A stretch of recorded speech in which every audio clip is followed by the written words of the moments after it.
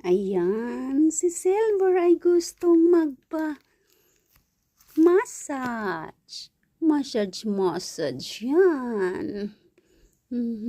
Dito kami sa front yard ngayon. Kasi si Silver ay